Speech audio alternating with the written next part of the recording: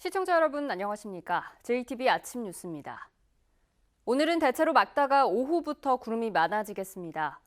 서해안에 내려졌던 강풍주의보와 풍랑주의보는 밤사이 모두 해제됐지만 오전까지 일부 지역엔 바람이 강하게 불겠습니다.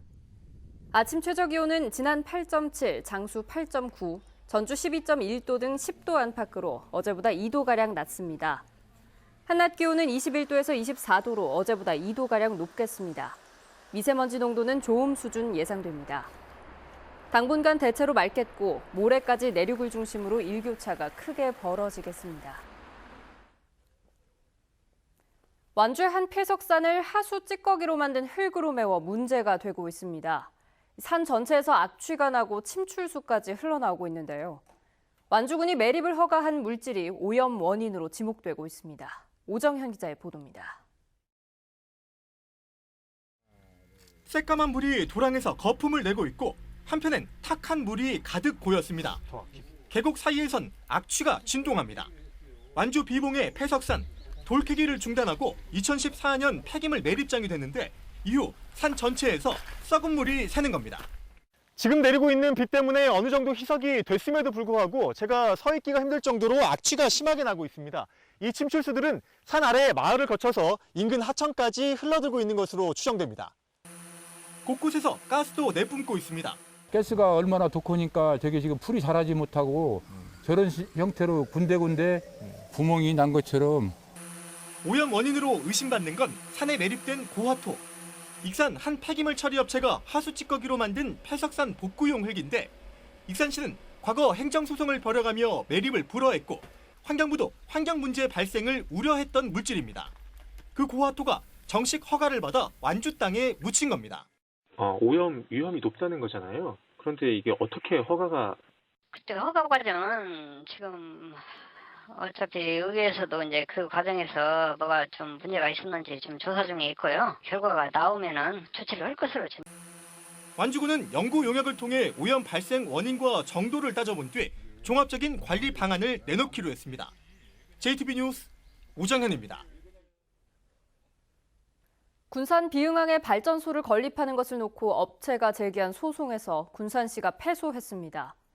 비흥항은 앞으로 관광시설과 산업단지 등으로 인구 밀집 지역이 될 가능성이 높은 곳인데 이런 곳에 발전소가 들어설 길이 열리면서 큰 논란이 되고 있습니다. 김진형 기자입니다. 목재 펠릿을 연료로 사용해 전력을 생산할 예정인 바이오 발전소 공사 현장입니다.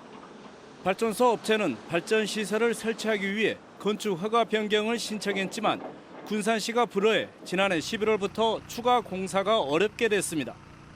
미세먼지 등 유해 물질이 발생할 수 있다는 판단 때문입니다. 발전소 업체는 산업통상자원부의 허가를 받아 공사에 나섰는데 군산시가 뒤늦게 건축 허가 변경을 불허한 것은 부당하다며 행정소송을 제기했습니다.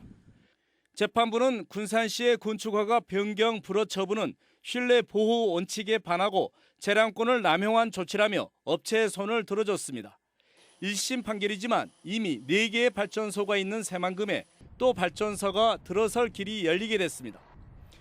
이 때문에 발전소에서 나온 미세먼지가 관광과 산업의 중심지가 될 새만금에 직접적인 피해를 주지 않을까 우려가 나오고 있습니다. 군산시는 항소 여부를 적극 검토하고 있습니다. 판사가 판결한 거 판결문 내용을 가지고 제가 또 자문도 받고 해가지고 좀 진행을 하려고 합니다. 지역 시민단체는 시민 건강권을 무시한 판결이라며 강하게 반발하고 있습니다.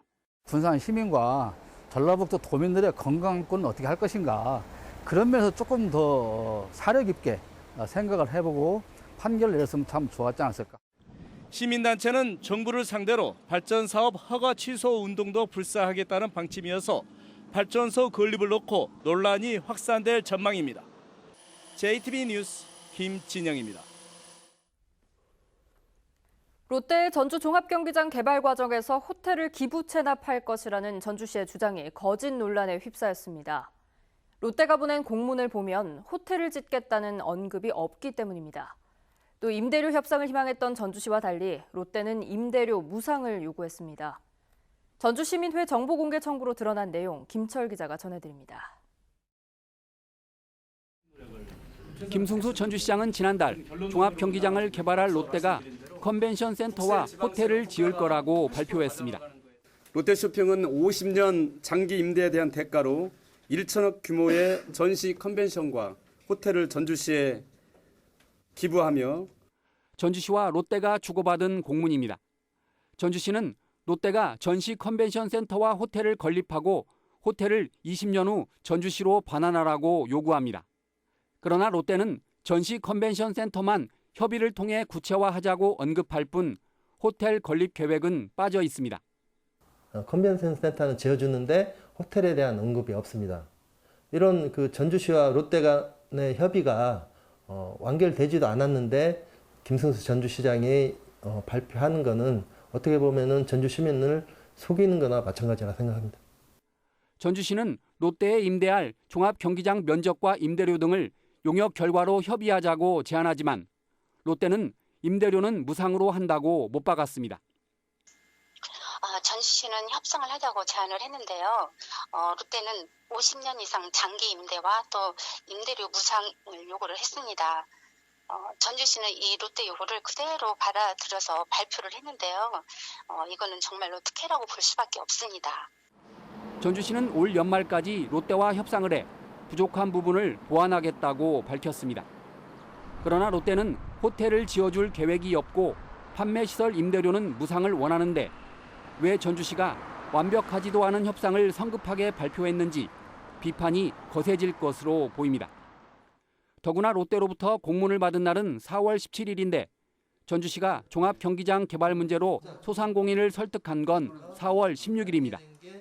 따라서 전주시는 롯데 공문을 받기도 전에 롯데와 협약을 사실상 공식화하고 소상공인 설득에 나섰다는 점에서 역시 성급했다는 비판이 일고 있습니다.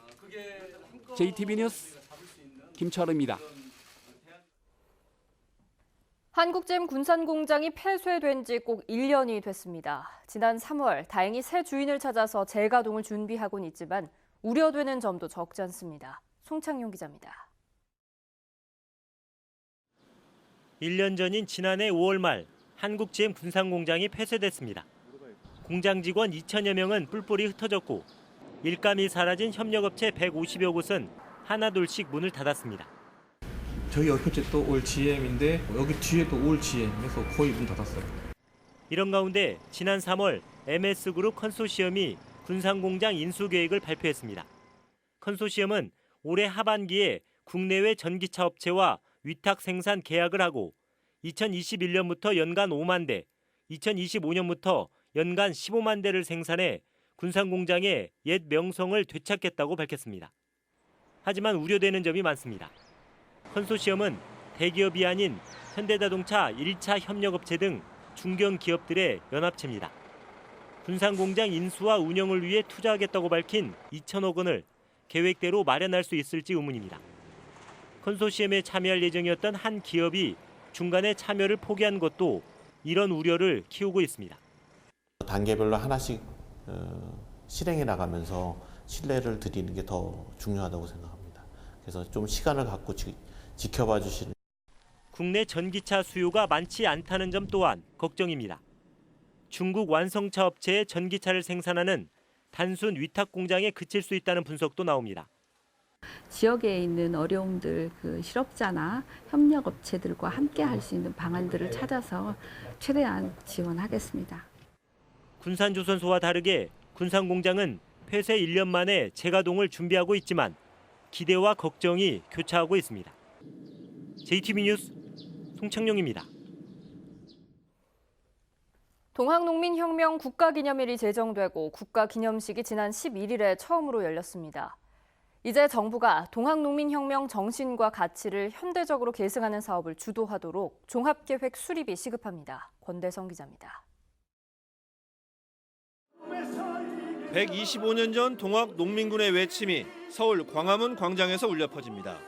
국가기념일 제정으로 정부 주관으로 처음 열린 동학농민혁명 기념식입니다. 국가기념식 개최는 가보농민들의 정신을 현대적으로 이어가고 확산하는 출발점이라는 지적입니다. 지역 단위의 단순 기념 사업을 벗어나 정부 주도로 전국 단위의 계승 사업이 펼쳐져야 한다는 겁니다. 나라가 어려울 때 목숨을 바치고 이러는 동학농민혁명 정신을 애국애족으로 정말 승화시켜서 빛나게 해주셨으면 합니다. 문제는 이를 위한 근거인 정부 계획이 없다는 점입니다. 정부 계획은 지난 2005년 기념공원 조성 등 기념사업에 초점을 맞춰 세운 기본 계획이 고작입니다. 계승 사업의 실행력을 높이기 위해 정부의 종합계획 수립이 시급한 이유입니다. 이 종합계획에는 조사 연구부터 시민교육을 하고 이것을 관광 콘텐츠화하는 영역까지 모든 것을 포함되겠습니다. 그래서 이런 종합계획이 반드시 하루라도 빨리 수립될 필요가 있습니다. 동학농민혁명 특별법은 계승 사업을 기념시설 건립과 유적지 정비, 명예회복 등으로만 정하고 있습니다. 이 때문에 현대적 계승 사업을 위한 정부의 계획 수립과 평가를 의무화하는 내용으로 법을 바꾸는 것도 요구되고 있습니다. JTB 뉴스 권대성입니다. 순천군의 장담그기 체험 프로그램 전통장 문화학교가 올해는 전국의 학생들을 대상으로 진행됩니다. 남원에는 어르신들이 자주 다니는 건널목에 사고 예방을 위한 의자가 설치됐습니다. 주희인 기자입니다. 고사리 손으로 얼굴보다 큰 메주를 닦습니다. 깨끗해진 메주는 발효를 위해 장독대 안에 넣어둡니다. 2015년 시작된 장담그기 체험 프로그램 전통장 문화학교가 서울에서 올해는 전국으로 범위를 넓혔습니다. 지난해 국가무형문화재로도 지정된 전통장 문화학교에는 현재까지 전국에서 24곳 초중학교의 학생 1000여 명이 참여 신청을 마쳤습니다. 전통장 만들기를 보존, 계승, 발전시키기 위해서 그동안 쌓아올린 경험을 바탕으로 누구나 참여할 수 있는 전국적인 문화체험으로 확대해 나갈 계획입니다. 노인들이 많이 다니는 건널목 6곳에 장수의자가 설치됐습니다. 남원시는 노인들이 신호대기를 할 때 몸이 아파 무단횡단을 하는 경우가 많다며 장수의자가 사고 예방은 물론 휴식 공간도 될 것으로 기대하고 있습니다. 앞으로 시민들의 반응과 사용 현황 등을 검토하여 교통약자를 배려하는 안전의자를 늘려나가도록 하겠습니다. 완주 산업단지의 만발한 장미꽃이 주민들에게 좋은 반응을 얻고 있습니다. 완주군은 지난 2017년 거리 경관을 개선하고 산단의 딱딱한 이미지를 바꾸기 위해 주변에 장미를 대대적으로 심는 로즈 산단 프로젝트를 시행했습니다. 고창군이 갈색날개 매미충 등 돌발해충 부화기를 맞아 이달 말부터 다음 달 초까지 협업 방제를 진행합니다. 고창군 농업기술센터는 최근 관련 계획을 수립하고 특히 과수에 큰 피해를 주는 갈색날개 매미충을 신속하게 방지할 수 있도록 약품을 지원하기로 했습니다. JTB 뉴스 주혜인입니다. 김승환 교육감은 전주 완산학원 같은 사학 비리의 재발을 막기 위해선 사학법 개정이 시급하다는 입장을 밝혔습니다. 김 교육감은 어제 열린 기자간담회에서 국가로부터 인건비와 시설 운영비를 지원받는 사립학교의 공공성 강화를 위해 정부와 국회는 사립학교법 개정을 서둘러야 한다고 주장했습니다. 또 사립학교법 개정안에 교직원 공개 채용과 외부이사 과반 참여, 시도교육청의 징계 집행권이 반드시 포함돼야 한다고 강조했습니다. 전북에서 제2회 전국 동시조합장 선거로 당선된 조합장 17명이 불법 선거 행위로 수사 대상에 올랐습니다. 전북경찰청은 이번 선거를 통해 선출된 전북의 조합장 109명 가운데 현재까지 17명을 적발해 14명을 수사하고 있다고 밝혔습니다. 경찰은 또 선거와 관련한 불법 행위 91건에서 143명을 적발해 15명을 불구속 입건하고 86명에 대해 수사를 진행하고 있습니다.